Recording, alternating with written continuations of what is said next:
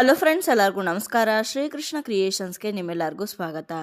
ಇವತ್ತಿನ ಈ ವಿಡಿಯೋದಲ್ಲಿ ಹಿಂದೂಗಳ ಹೊಸ ವರ್ಷ ಆದಂತಹ ಯುಗಾದಿ ಹಬ್ಬ ಈ ವರ್ಷ ಯಾವ ದಿನಾಂಕದಂದು ಬಂದಿದೆ, ಯಾವ ಸಮಯದಲ್ಲಿ ಪೂಜೆಯನ್ನು ಮಾಡಬೇಕು, ಜೊತೆಗೆ ಯುಗಾದಿ ಹಬ್ಬಕ್ಕೂ ಮುಂಚೆ ನಾವು ಮನೆಯನ್ನು ಸ್ವಚ್ಛಗೊಳಿಸ್ಬೇಕಲ್ಲ, ಯಾವ ದಿನ ಮಾಡಿದ್ರೆ ತುಂಬ ಸೂಕ್ತ, ಯಾವ ದಿನ ಮಾಡಬಾರ್ದು ಅನ್ನೋದೆಲ್ಲದನ್ನು ಕೂಡ ಇವತ್ತಿನ ಈ ವಿಡಿಯೋದಲ್ಲಿ ತಿಳಿಸ್ಕೊಡ್ತಾ ಇದ್ದೀನಿ. ಹಾಗಾದರೆ ಇನ್ಯಾಕೆ ತಡ, ಬನ್ನಿ ವಿಡಿಯೋನ ಶುರು ಮಾಡೋಣ. ಮೊದಲಿಗೆ ಯುಗಾದಿ ಅನ್ನೋ ಒಂದು ಪದದ ಅರ್ಥವನ್ನು ತಿಳ್ಕೊಳ್ಳೋಣ.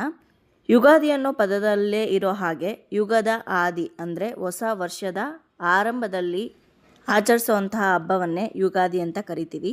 ಇಡೀ ಭಾರತದಾದ್ಯಂತ ಆಚರಿಸುವಂಥ ಹಬ್ಬ ಇದು. ಅದರಲ್ಲೂ ಹೆಚ್ಚಾಗಿ ನಮ್ಮ ದಕ್ಷಿಣ ಭಾರತದ ಕಡೆ ಈ ಹಬ್ಬವನ್ನು ಆಚರಣೆ ಮಾಡ್ತಾರೆ.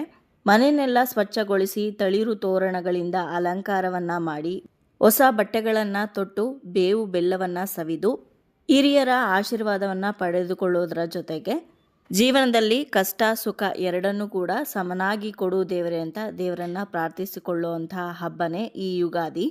ಹಾಗಾದರೆ ಈ ಯುಗಾದಿ ಹಬ್ಬ ಈ ವರ್ಷ ಯಾವ ದಿನಾಂಕದಂದು ಬಂದಿದೆ, ಹಾಗೆ ಯಾವ ಸಮಯದಲ್ಲಿ ಪೂಜೆಯನ್ನು ಮಾಡಬೇಕು ಅಂತ ಮೊದಲು ತಿಳ್ಕೊಳ್ಳೋಣ. ಅನಂತರ ಹಬ್ಬಕ್ಕೂ ಮುಂಚೆ ಯಾವಾಗ ಮನೆಯನ್ನು ಸ್ವಚ್ಛಗೊಳಿಸಬೇಕು, ಯಾವ ದಿನ ಸ್ವಚ್ಛಗೊಳಿಸಬಾರ್ದು ಅನ್ನೋದನ್ನು ತಿಳಿಸ್ಕೊಡ್ತೀನಿ. ಈ ವರ್ಷ ಅಂದರೆ 2025ನೇ ಇಸ್ವಿಯಲ್ಲಿ ಯುಗಾದಿ ಹಬ್ಬ ಮಾರ್ಚ್ 30ನೇ ತಾರೀಕು ಭಾನುವಾರದ ದಿವಸ ಬಂದಿದೆ. ಇನ್ನು ಯುಗಾದಿ ಹಬ್ಬ ಆರಂಭ ಹಾಗೆ ಅಂತ್ಯ ಆಗುವಂಥ ಸಮಯ ತಿಳ್ಕೊಳ್ಳೋಣ. ಪ್ರತಿಪಾದ ತಿಥಿ ಆರಂಭವಾಗುವಂಥದ್ದು ಮಾರ್ಚ್ 29ನೇ ತಾರೀಕು ಶನಿವಾರದ ದಿನ ಸಂಜೆ 4:27 ಆರಂಭವಾಗಿ ಪ್ರತಿಪಾದ ತಿಥಿ ಅಂತ್ಯವಾಗುವಂಥದ್ದು ಮಾರ್ಚ್ 30ನೇ ತಾರೀಕು ಭಾನುವಾರದ ದಿವಸ ಮಧ್ಯಾಹ್ನ 12:49 ಅಂತ್ಯವಾಗುತ್ತೆ. ಯುಗಾದಿ ಹಬ್ಬದ ದಿವಸ ಪೂಜೆಯನ್ನು ಮಾಡುವವರು ಆದಷ್ಟು ಬೆಳಗ್ಗೆನೇ ಬೇಗ ಪೂಜೆಯನ್ನು ಮುಗಿಸೋದಕ್ಕೆ ಪ್ರಯತ್ನ ಪಡಿ.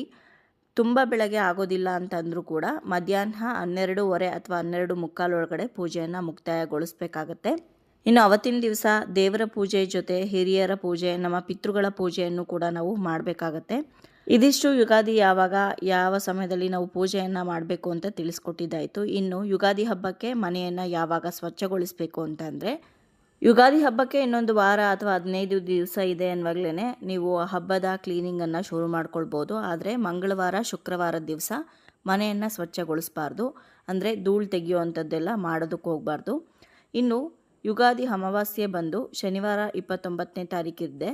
ಹಾಗಾಗಿ ದೇವರ ಸಾಮಗ್ರಿಗಳನ್ನು ನೀವು ಗುರುವಾರದ ದಿವಸನೇ ಕ್ಲೀನ್ ಮಾಡಿ ಇಟ್ಕೊಂಡ್ರೆ ಶುಕ್ರವಾರದ ಪೂಜೆ, ಅಮಾವಾಸ್ಯೆ ಪೂಜೆ ಹಾಗೆ ಯುಗಾದಿ ಪೂಜೆಯನ್ನು ಕೂಡ ನೀವು ಮಾಡ್ಬೋದು.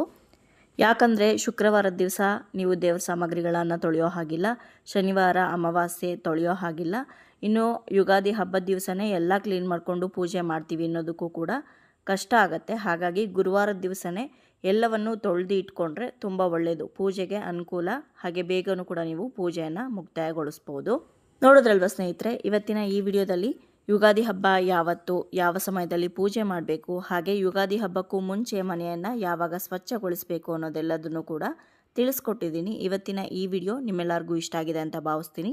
ಇಷ್ಟ ಆಗಿದ್ರೆ ಲೈಕ್ ಮಾಡಿ, ಬೇರೆಯವ್ರಿಗೂ ಕೂಡ ಶೇರ್ ಮಾಡಿ, ಹಾಗೆ ನಿಮ್ಮ ಅನಿಸಿಕೆ ಅಭಿಪ್ರಾಯವನ್ನು ಖಂಡಿತವಾಗ್ಲೂ ಕಮೆಂಟ್ ಮುಖಾಂತರ ಬರೆದು ತಿಳಿಸಿ. ಮತ್ತೊಂದು ಉಪಯುಕ್ತ ಪೂಜಾ ಮಾಹಿತಿಯೊಂದಿಗೆ ಭೇಟಿ ಆಗ್ತೀನಿ. ಅಲ್ಲಿಯವರೆಗೂ ಧನ್ಯವಾದಗಳು. ಲೋಕ ಸಮಸ್ತ ಸುಖಿನೋ ಭವಂತು.